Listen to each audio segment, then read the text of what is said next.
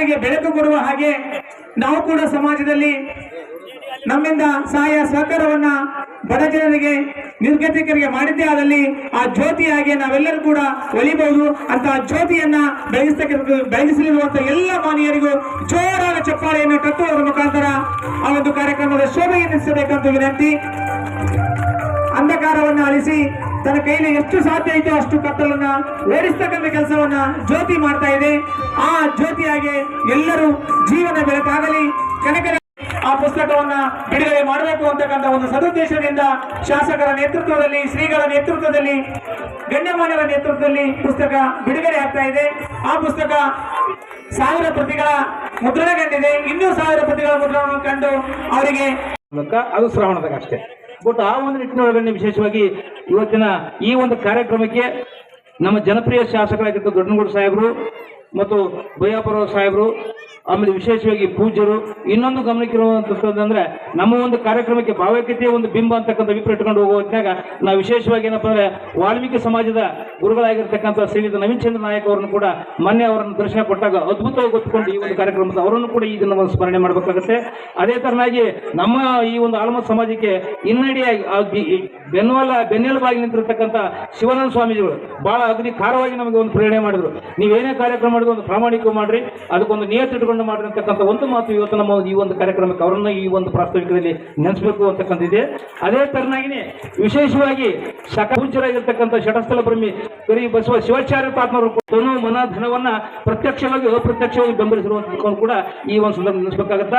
ಅದೇ ತರನಾಗಿನೇ ನಾ ಇನ್ನೊಂದು ಈ ಒಂದು ವೇದಿಕೆಯಲ್ಲಿ ಸ್ಮರಿಸೋದೇನಂತಂದ್ರೆ, ನನಗೆ ರಾಜಾಶ್ರಯ ಒಂದು ಕಾಲಕ್ಕೆ ತೆನಾಲಿ ರಾಮಕೃಷ್ಣ ಬೀರಬಲ್ರು ಏನಪ್ಪ ಅಂತಂದ್ರೆ ಅರಸಮಂತ್ರಿಯಿಂದ ಕವಿಗಳಿಗೆ ಆಶ್ರಯ ಕೊಡಿದ್ರು ಅಂತಕ್ಕಂಥ ಕೇಳಿದ್ದೆ. ಆದ್ರೆ ಪ್ರಜಾಪ್ರಭುತ್ವ ವ್ಯವಸ್ಥೆಯಲ್ಲಿ ಬಂದಂತ ಕವಿಗಳಿಗೆ ಒಬ್ಬ ಕಿವಿಗೆ ಅಥವಾ ನಾನೊಬ್ಬ ಬರಹಗಾರನಿಗೆ ಏನಪ್ಪ ಅಂದ್ರೆ ರಾಜಾಶ್ರಯ ನೀಡಿದಂತ ಮತ್ತಂತ ಒಂದು ದೊಡ್ಡ ಮನೆತನ ಅಂತಂದ್ರೆ ಅದು ಅಲ್ಪಸಂಖ್ಯಾತರ ಮನೆತನ. ಅದು ನಿಜವಾಗ್ಲೂ ನಾನು ಆ ಮಂಥನಕ್ಕೆ ನನ್ನ ಜೀವನದ ಉದ್ದಕ್ಕೂ ಏನಪ್ಪ ನನ್ನ ಏನು ಪೆನ್ ಏನು ಮೇಟರ್ ಸ್ವರ್ಡ್ ಅಂತಾರಲ್ಲ, ಆ ಕಡಕ್ಕಿಂತ ಮಿಗಿಲಾದ್ದು ಪೆನ್ನು ಅಂತಕ್ಕಂಥ ಒಂದು ಸಾಕ್ಷಿ ಕೊಟ್ಟಿರುವಂತ ಶ್ರೀಮತಿ ಸುನತಿ ಗಂಡ ದಿವಂಗತ ಎಮ್ರು ಸಾಬ್ ನದಾಫ್ ಅವರು ಸಾಕಿನ ನೆರವೇರಿಸಿ ಇವರ ಕುಟುಂಬ, ಅದು ಖುಷ್ಬು ಕಿರಾಣಿ ಸಾಹೇಬರು, ಮವಿ ಸಾಹೇಬ್ ಇರ್ಬೋದು, ಆಮೇಲೆ ಶರೀಫ್ ಸಾಹೇಬ್ ಇರ್ಬೋದು, ಅದೇ ತರ ಅವ್ರ ಸಂಸ್ಥೆ ಅವರು ಇನ್ನೊಬ್ಬರು ರಾಜ್ ಸಾಹೇಬ್ ಇರ್ಬೋದು. ಇದಕ್ಕಿದ್ದಾಗನೇ ಏನಪ್ಪ ಅಂತಂದ್ರೆ, ಸರ್ ನಮಗೆ ಪ್ರೋಗ್ರಾಮ್ ನಾಳೆಗೆ ಬೆಳಗಿದೆ, ಅವರು ಗಾಂಬ್ಳೆ ಪ್ರಿಂಟರ್ಸ್ ಏನಪ್ಪ ಅಂತಂದ್ರೆ ಇಲ್ಲೇ ನಾವು ರಾಯಚೂರಿಗೆ ನಾವು 3-4 ಮಂದಿ ಲೇಖರ್ಸ್ ಪುಸ್ತಕ ಹೋಗ್ಬೇಕು ಅಂತ ತೀರ್ಮಾನ ತಗೊಂಡಿದ್ವಿ, ನೀನು ನಾಳೆ ಬಂದು ಸಿಗುತ್ತಾ ಇಲ್ಲಿ ಹೋಗುತ್ತಂದ್ರೆ ಅವಾಗ ಇದಕ್ಕಿದ್ದಾಗನೇ ರಾತ್ರಿ ಏನಪ್ಪ ಅಂತ ಕಾರ್ಯ ಬುಕ್ ವ್ಯವಸ್ಥೆ ಮಾಡಿ ಸುಮಾರು ಈ ಕಾರ್ಯಕ್ರಮ ಮಹರ್ಷಿ ವಾಲ್ಮೀಕಿ ಜಯಂತ್ಯೋತ್ಸವವೋ ಬಸವ ಜಯಂತ್ಯೋತ್ಸವವೋ ಅಥವಾ ಶರಣರ ಸಂತರ ಜಯಂತ್ಯೋತ್ಸವವೋ ಎಂಬುದು ಅರ್ಥವಾಗದೇ ಹಂತದಲ್ಲಿ ಈ ಒಂದು ಅದ್ಭುತ ಕಾರ್ಯಕ್ರಮಕ್ಕೆ ತಾವೆಲ್ಲರೂ ಕಾರಣಕರ್ತರಾಗಿದ್ದೀರಿ. ಇದು ನಮ್ಮ ನಾಡಿಗೆ, ನಮ್ಮ ದೇಶಕ್ಕೆ ಇವತ್ತಿನ ಕಾಲಘಟ್ಟದಲ್ಲಿ ಬೇಕಾಗಿರ್ತಕ್ಕಂಥ ಅನಿವಾರ್ಯತೆ. ಒಂದು ಕಡೆ ಕನಕದಾಸರ ಮೂರ್ತಿಯನ್ನು ಅನಾವರಣ ಮಾಡ್ತೇವೆ, ಮತ್ತೊಂದು ಕಡೆ ವೀರ ಮದಕರಿಯವರ ಮೂರ್ತಿಗೆ ಪೂಜೆಯನ್ನು ನಮಸ್ಕಾರ ಮಾಡ್ತೇವೆ. ವೇದಿಕೆ ಮೇಲೆ ಜಮಾತೆ ಹಿಂದ್ ಇಸ್ಲಾಮನ ಮುಖ್ಯಸ್ಥರನ್ನ ಕರೆಸಿ ಅವರ ಪ್ರವಚನವನ್ನ ಕೇಳಲಿಕ್ಕೆ ಆತುರಾಗಿದ್ದೇವೆ. ಇದೆಲ್ಲವೂ ನಮ್ಗೆ ಹೇಳ್ತಕ್ಕಂಥದ್ದು ನಾವೆಲ್ಲರೂ ಒಂದು ಅನ್ನುವಂಥ ತತ್ವದ ಅಡಿಯಲ್ಲಿ ನಾವೆಲ್ಲರೂ ಒಂದು. ಇದನ್ನೇ 12ನೇ ಶತಮಾನದಲ್ಲಿ ಶರಣರು ಹೇಳಿದ್ರು, ಬಸವಾದಿ ಪ್ರಮತರು ಹೇಳಿದ್ರು, ಬಸವಣ್ಣನವರು ಹೇಳಿರ್ತಕ್ಕಂಥದ್ದು 15-16ನೇ ಶತಮಾನದಲ್ಲಿ ಕನಕದಾಸರು ಅದನ್ನ ಅದ್ಭುತವಾಗಿ ಮುಂದುವರಿಸಿಕೊಂಡು ಬಂದರು. ಯಾವತ್ತು ಕಲ್ಯಾಣ ಕ್ರಾಂತಿ ಮತ್ತೊಂದು ಕಾಲಘಟ್ಟದಲ್ಲಿ ಅಂತ್ಯವಾಗ್ತಾ ಬಂತು, 15-16ನೇ ಶತಮಾನದಲ್ಲಿ ಮತ್ತೊಂದು ಸಾರಿ ಅದನ್ನ ರಿನೈನ್ಸೇಷನ್ ಅಂತ ಕರಿತೇವೆ, ಅಂದ್ರೆ ಪುನರುತ್ಥಾನ ಪಡ್ಕೊಂಡಿತ್ತು ಇದು ಅಂತ ಹೇಳ್ತೇವೆ. ಈ ದಾಸರಿಂದ, ಈ ಸಂತರಿಂದ, ಈ ಶ್ರೇಷ್ಠರಿಂದ, ಈ ಮಹಾ ಸ್ವಾಮೀಜಿಗಳವರಿಂದ ಅದು ಮತ್ತೊಂದು ಸಾರಿ ಏನಾಯ್ತು, ಪುನರುತ್ಥಾನ ಪಡ್ಕೊಂತು ಅಂತ ಹೇಳುವಂಥದ್ದು.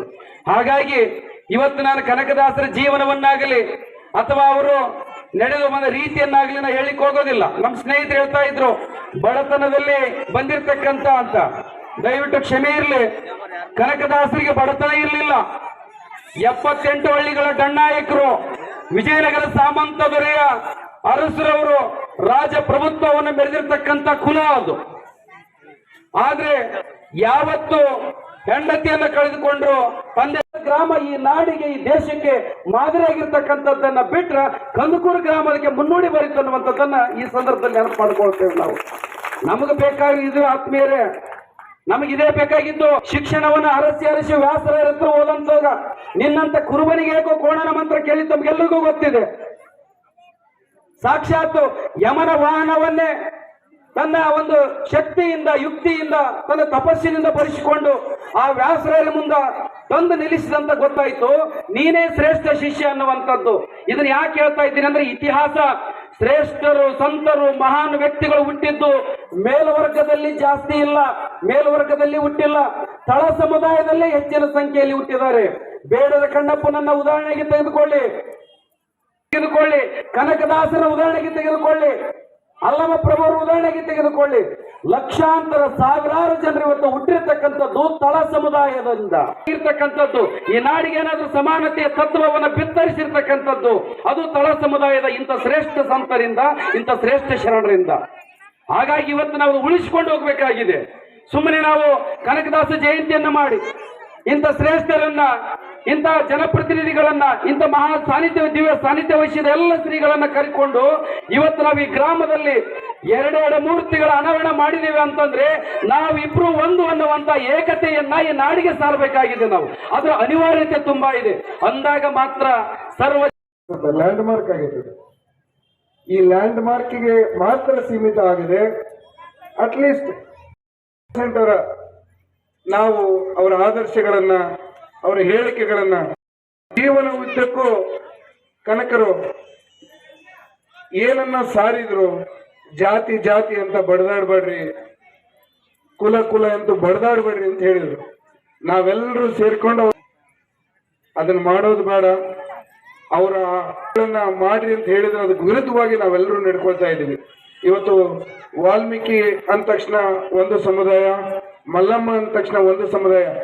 ನಮ್ಮ ಹಿರಿಯರ ಮೂರ್ತಿ ಪ್ರತಿಷ್ಠಾಪನೆಯನ್ನು ಮಾಡೋದ್ರ ಜೊತೆಗೆ ಅವರ ಆದರ್ಶಗಳನ್ನು ಕೂಡ ನಾವು ಮನದಲ್ಲಿ ಪ್ರತಿಷ್ಠಾಪನೆಯನ್ನು ಮಾಡಿಕೊಂಡಾಗ ಆಚರಣೆಗಳು ಒಂದು ಸದ್ಬಳಕೆ ಆಗುತ್ತೆ, ಒಂದು ಸಾಕಾರ ಆಗುತ್ತೆ ಅಂತ ಭಾವಿಸ್ತಾ ಒಂದು ಅದ್ಭುತವಾದ ಕಾರ್ಯಕ್ರಮವನ್ನು ಮಾಡಿದಿರಿ. ವಾಲ್ಮೀಕಿಯವರು ಒಂದು ಕುಟುಂಬದ ಆಧಾರಿತ ಜೀವನವನ್ನು ಯಾವ ರೀತಿ ಮಾಡ್ಬೇಕನ್ನೋದನ್ನ ಹೇಳಿದ್ದು ಅದೇ. ನಾವೆಲ್ಲರೂ ಹೆಂಗಾಗ್ಬಿಟ್ಟಿವಿ, ದೊಡ್ಡ ಬಸ್ಸು ಮಾತಾಡಿದ ಹೇಳಿದ್ರ ಇಲ್ಲ ಒಂದೊಂದು ಜಾತಿ ಸೀಮಿತ ಆಗ್ಬಾರ್ದು. ಆ ಜಾತಿ ಸೀಮಿತ ಆಗ್ಲಪ್ಪ ಅವ್ರು ಕೇಳೋರೂ ಇದ್ದಿಲ್ಲ ಈಗಿನ ಕಾಲಮಟ್ಟದಲ್ಲಿ. ಆ ಕನಕ ಮೂರ್ತಿ ಇಲ್ಲಿ ಇಷ್ಟು ಜನ ಒಂದು 21 ಹಾಲು ಮತದಾರರ ಅಂತೇಳಿ ಕನಕ ಮೂರ್ತಿ ಆಯ್ತು. ಇಲ್ಲೊಂದಿಷ್ಟು ಪಂಚಮಶಿಲಾರದಾರ ಅಂತೇಳಿ ಚೆನ್ನಮ್ಮಂದ ಆಯ್ತು. ಇಲ್ಲೊಂದಿಷ್ಟು ಜನ ರೆಡ್ಡಿ ಜನಾಂಗದಾರದಾರ ಅಂತೇಳಿ ಮಲ್ಲಮ್ಮನ ಮೂರ್ತಿ ಆಯ್ತು. ವಾಲ್ಮೀಕಿ ಅವ್ರದ್ದು ಮಾಡಕತ್ತಾರೆ. ಈಗ ಅವ್ರವ್ರು ಅದಾರ ಅಂತೇಳಿ ಅವರ ತತ್ವ ಆದರ್ಶಗಳು ವರ್ಷಕ್ಕೊಮ್ಮೆ ಒಂದು ಮೆರವಣಿಗೆ ಮುಖಾಂತರ ಇಲ್ಲ ಇಂಥ ಕಾರ್ಯಕ್ರಮ ಮಾಡೋದ್ರ ಮುಖಾಂತರ ಅದು ಸ್ವಲ್ಪ ಪ್ರಚಾರಗೊಳ್ಳಕತ್ತೈತಿ. ಅದು ಇರಲಿಲ್ಲ ಅಂದ್ರಪ್ಪ ಅಂದ್ರ ಏನೋ ಒಂದು ಭಾಳ ಅಂದ್ರೆ SSLC ತನ ಅಷ್ಟ ಪಠ್ಯ ಪುಸ್ತಕದಲ್ಲಿ ಬರ್ತದ್ದು ಇವ್ರ ಜೀವನ ಚರಿತ್ರೆಗಳು. SSLC ನಂತರಗಲೇ ಅವರು ಇದನ್ನ ಬೇರೆ ಆಗ್ತಾವ. ಸೈನ್ಸ್ ಮಾಡ್ರೆ ಸೈನ್ಸ್, ಆರ್ಟ್ ಮಾಡಿದ್ರೆ ಆರ್ಟ್ಸ್ಗೆ ಭಾಳ ಅಂದ್ರಪ್ಪ ಅಂದ್ರೆ ಇತಿಹಾಸದ ಭಾವ ಬೀರಲಿ, ಆ ಹೂಗಳಂತೆ ಮತಗಳು ಸದ್ವಾಸನೆ ಬೀರಲಿ, ನಮ್ಮಲ್ಲಿ ಭೇದ ಭಾವ ಪ್ರಭು ದೂರವಾಗಲಿ. ನಾವು ಮನೆ ಕಟ್ಟುವಾಗ ಭೂಮಿ ಜಾತಿ ಕೇಳಿತೆ, ನಾವು ಮನೆ ಕಟ್ಟುವಾಗ ಭೂಮಿ ಜಾತಿ ಕೇಳಿತೆ, ನಾವು ಶ್ವಾಸ ಎಳೆಯುವಾಗ ಗಾಳಿ ಕುಲವ ಕೇಳಿತೆ. ಈ ಸೃಷ್ಟಿಯಲ್ಲಿ ಸರ್ವರು ಸಮನಾಗಿ ಬಾಳಲಿ, ಈ ಸೃಷ್ಟಿಯಲ್ಲಿ ಸರ್ವರು ಸಮನಾಗಿ ಬಾಳಲಿ, ನಮ್ಮಲ್ಲಿ ಭೇದ ಭಾವ ಪ್ರಭು ದೂರವಾಗಲಿ. ದಯವೇ ಧರ್ಮವೆಂದು ಸಾರಿದ ನಾಡಿದು, ಜಗಕ್ಕೆ ಶಾಂತಿ ಪಾಠ ಹೇಳಿದ ನಾಡಿದು. ಈ ನಾಡಿನಲ್ಲಿ ಶಾಂತಿಯು ಸ್ಥಿರವಾಗಿ ನೆಲೆಸಲಿ, ನಮ್ಮಲ್ಲಿ ಭೇದ ಭಾವ ಪ್ರಭು ದೂರವಾಗಲಿ. ಆ ಸೂರ್ಯನಂತೆ ಸಂತರು ಜಗ ಬೆಳಗಿ ಹೋದರು, ಆ ವರುಣನಂತೆ ಜ್ಞಾನವನ್ನು ಸುರಿದು ಹೋದರು. ಆ ಸೂರ್ಯನಂತೆ ಸೂರ್ಯ ಚಂದ್ರಾಸನ ಮಾತನಾಡ್ತಕ್ಕಂಥ ಸಂದರ್ಭದಲ್ಲಿ ಇಲ್ಲ ಡಂಗುರ ಬಡಿಸಿವಿ, ಊರಾಗೆಲ್ಲ ಹೇಳಿವಿ ಅಂತಕ್ಕಂಥದ್ದು. ನಾನು ನಮ್ಮ ಹಿರಿಯರೆಲ್ಲರೂ ಬಂದಿರ್ತಕ್ಕಂಥ ಸಂದರ್ಭದಲ್ಲಿ ಅವ್ರು ಭಾಳ ಅಭಿಮಾನದಿಂದ ಗ್ರಾಮದ ಎಲ್ಲ ಹಿರಿಯರ ಬಗ್ಗೆ ಹೇಳಿದರು.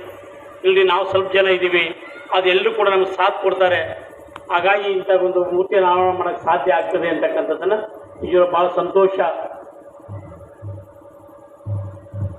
ಬರೀ ಕಾರ್ಯಕ್ರಮ ಆಗಿ ಉಳಿಬಾರ್ದು. ಯಾಕಂದರೆ ಉಪನ್ಯಾಸಕ ಶರಣಬಸವರು ಹೇಳಿದರು, ಕೇವಲ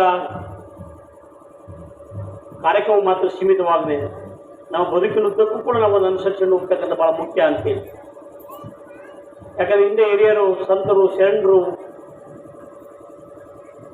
ಮಹಾತ್ಮರು ಯಾವುದೇ ಕುರು ಜನಾಂಗದಲ್ಲಿ ಹುಟ್ಟಿರ್ಬೋದು, ಯಾವುದೇ ಧರ್ಮದಲ್ಲಿ ಹುಟ್ಟಿರ್ಬೋದು, ಆದರೆ ಅವರೆಲ್ಲರೂ ಕೂಡ ನಮ್ಮ ಮನುಕುಲಕ್ಕೆ ತೋರಿಸ್ತಕ್ಕಂಥ ದಾರಿ ನೀನು ಬದುಕು, ನಿನ್ನೊಟ್ಟಿಗೆ ಇನ್ನೊಬ್ಬರು ಬದುಕೋದಕ್ಕೆ ಅವಕಾಶ ಮಾಡಿ ಕೊಡುವಂತಕ್ಕಂಥದ್ದು.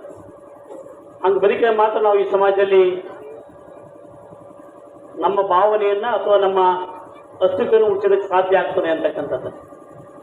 ಬಹುಶಃ ಬಸವಣ್ಣವರೊಂದು ವಚನ ಯಾವ ರೀತಿ ಒಬ್ಬೊಬ್ಬರು ಉಪಯೋಗ ಮಾಡಿಕೊಳ್ತಾರೆ ಅಂತಕ್ಕಂಥದ್ದು ನನಗೆ ಜ್ಞಾಪಕ ಬರ್ತದೆ. ಗಾಡಿಯೆಲ್ಲ ಫುಲ್ ತುಂಬಿರ್ತದೆ. ಒಬ್ಬತ್ತು ಭಾಳ ವಯಸ್ಸಾದ ಮನುಷ್ಯ ಬಂದು ಹೇಳಿದಂತ, ಒಬ್ಬ ಹೆಣ್ಮಳು ಕೂತಿದ್ದಂತ, ಅವ್ರಿಗೆ ಎಲ್ಲರೂ ಕೂತ್ಕೊಂಡಿದ್ದ, ಅವಾಗ ಹೇಳ್ತಾನೆ ವಯಸ್ಸಾಗಿದೆ ಅದಕ್ಕೆ ಇದು ಕುಂತಾನೆ ತಡಿ ಅಂತೇಳಿ ಆಯ್ ಮಳೆ ಅಂತ ಬಾರಪ್ಪ ಅಂತ ಕುಂದಿಸಿಲ್ಲ.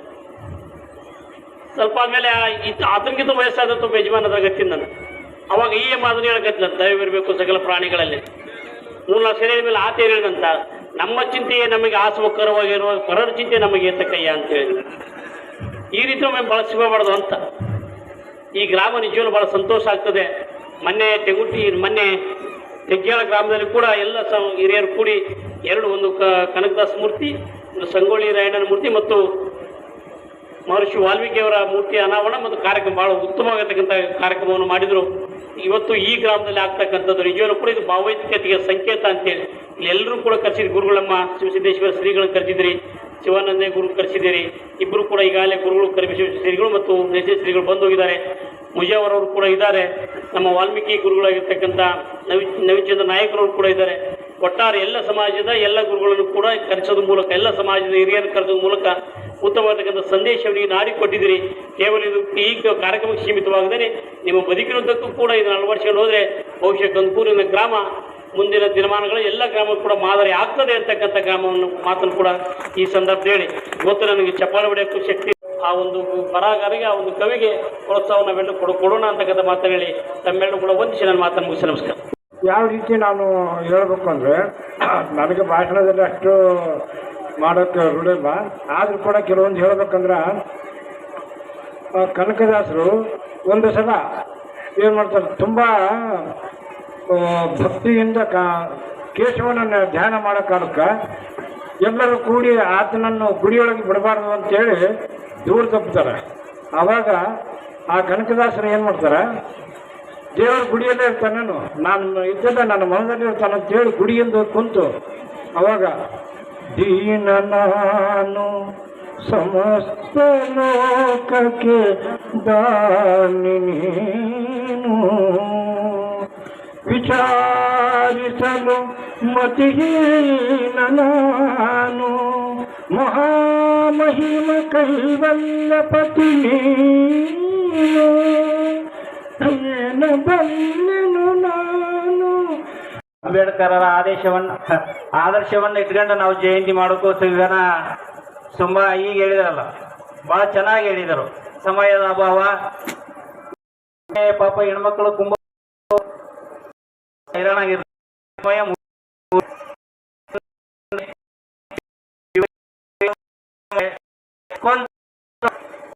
ಹೋದ ವಾರದಲ್ಲಿ ವಾಲ್ಮೀಕಿ ಮತ್ತು ಕನಕದಾಸರ ಜಯಂತಿಯನ್ನ ಕಾರ್ಯಕ್ರಮವನ್ನು ಅದ್ದೂರಿಯಾಗಿ ಮಾಡಿದ್ರು. ಇವತ್ತು 2ನೇ ಗ್ರಾಮ ಅಂದರೆ ಅದು ಕಂದಕೂರ. ನಾವು ನಿಮಗೆ ಅಭಿನಂದನೆಗಳು ಸಲ್ಲಿಸಬೇಕು. ಇವತ್ತು ನಾವೇನಾಗಿವಂದರೆ, ಮಹೇಶ್ ಅವರು ಹೇಳಿದರು, ನಮ್ಮನ್ನು ನಾವು ಗುರುತಿಸ್ಕೋಬೇಕಾಗೈತಿ. ನಮ್ಮನ್ನು ನಾವು ಗುರುತಿಸ್ಕೊಳ್ಳಿಲ್ಲ ಅಂದರೆ ನಮ್ಮ ಮೂರ್ತಿಗಳು ಯಾವುವು ಇರೋದಿಲ್ಲ. ಮಹೇಶ್ ಅವರು ಭಾಳ ಚೆನ್ನಾಗಿ ಹೇಳಿದರು. ಅವ್ರಿಗೆ ನೀವು ಜೋರಾಗಿ ಚಪ್ಪಾಳೆ ತಟ್ಟಬೇಕು. ಯಾಕಂದರೆ ಇವತ್ತು ರಾಮಾಯಣ ಬರೆದವ್ರು ಯಾರು ಕೈ ಎತ್ತಿ ಹೇಳಿ ನೋಡೋಣ. ರಾಮಾಯಣ ಬರೆದವ್ರು ಯಾರು ಎಷ್ಟು ಜನರಿಗೆ ಗೊತ್ತೈತಿ? ನಿನಗೊಬ್ಬಕ್ಕೆ ನೀವು ಓದ್ಕೊಂಡಿದ್ದಾಗದೀವೋ ನೀವು ಹೇಳ್ತೀವಿ. ರಾಮಾಯಣ ಬರೆದಂಥ ವಾಲ್ಮೀಕಿ ಒಂದು ಊರಾಗ ಒಂದು ಗುಡಿ ಇಲ್ಲ, ಒಂದು ಮೂರ್ತಿ ಇಲ್ಲ. ರಾಮ ಈ ನಾಡಿನಲ್ಲಿ ದೇವರಾಗಿ ಮೆರೀತಾನೆ. ಮಹಾಭಾರತ ಬರೆದವ್ರು ಯಾರು? ಅವರು ಹಿಂದುಳಿದವನೇ, ಆದ್ರೆ ಬೆಸ್ತ ಅವನು ಒಂದು ಪುಟದಲ್ಲಿ ಒಂದು ಕಡೆ ಇಲ್ಲ. ಅದು ರಾಮಾಯಣ ಎಲ್ಲರೂ ನೋಡ್ತೀವಿ. ಆದರ್ಶ ಯಾರಾಗ್ತಾರೆ? ಕೌರವರು ಪಾಂಡವ್ರನ್ನ ನಾವು ಆದರ್ಶವಾಗಿ ನೋಡ್ತೀವಿ. ಅಂತ ನಮ್ಮ ದುಸ್ಥಿತಿ. ನಾವೇನು ಹಿಂದುಳಿದವ್ರು ಏನು ಅದೀವಲ್ಲ, ನಾವೇನಂದರೆ ಊಟಕ್ಕೆ ಕರಿಬೇವು ಇದ್ದಂಗೆ ಅದನ್ನು ಕರಿಬೇವು ಹಾಕಿ ತರ್ತಾರೆ. ಅದು ಎಲ್ಲಿ ಊಟ ಮಾಡಾಗ ತಟ್ಟೆಗೆ ಇರ್ತೈತಿಲ್ಲ ಚೆಲ್ತಾರೆ. ಅಂತ ಒಂದು ಹಿಂದುಳಿದ ವರ್ಗದಲ್ಲಿ ಹುಟ್ಟಿದೀವಲ್ಲ, ನಮ್ಮ ಅಸ್ತಿತ್ವ ನಮ್ಮ ಸ್ವಾಭಿಮಾನ ಇಟ್ಕೋಬೇಕಾದ್ರೆ ಇನ್ನೂ ನಾವು ಸಣಸಾಡ್ಬೇಕಾಗಿತ್ತು, ಅಂದ್ರೆ ಹೋರಾಟ ಮಾಡಬೇಕಾಗಿತ್ತು. ಅದಕ್ಕೆ ಹೇಳ್ತಾರೆ ಬಾಬಾ ಸಾಹೇಬ್ ಅಂಬೇಡ್ಕರ್, ಇಲ್ಲಿವರೆಗೆ ನಾನು ಸ್ವತಃ ತೇರು ಮುಂದಕ್ಕೆ ತಂದೀನಿ, ಮುಂದಕ್ಕೆ ಜಗ್ರಿ ವಿನಃ ಹಿಂದಕ್ಕೆ ಜಗ್ಬೇಡ್ರಿ ಅಂತ ದಯವಿಟ್ಟು ಅವ್ರು ಹೇಳ್ತಾರೆ. ಅಂಥದ್ದು ಈ ಸಮಾಜದಲ್ಲಿ ನಾವೇನಿದೀವಿ ಅಂದರೆ ಶಿಕ್ಷಣವಂತರಾಗಬೇಕಾಗಿ, ನಾವು ಮೊದಲು ಶಿಕ್ಷಣವಂತರಾದಾಗ ಮಾತ್ರ ಸಮಾಜದಲ್ಲಿ ಸ್ವಾಭಿಮಾನದಿಂದ ಸಮಾನತೆ ಬದುಕಬೇಕಾಗುತ್ತೆ. ಇವತ್ತು ಬಾಬಾ ಸಾಹೇಬ್ ಅಂಬೇಡ್ಕರ್ ನಾವು ಸಂವಿಧಾನ ಕೊಡಲಿಲ್ಲ ಅಂದರೆ ನಾವು ಯಾರು ಗ್ರಾಮ ಪಂಚಾಯತಿ ಮೆಂಬರ್ ಆಗ್ತಿದ್ದಿಲ್ಲ, ಯಾರು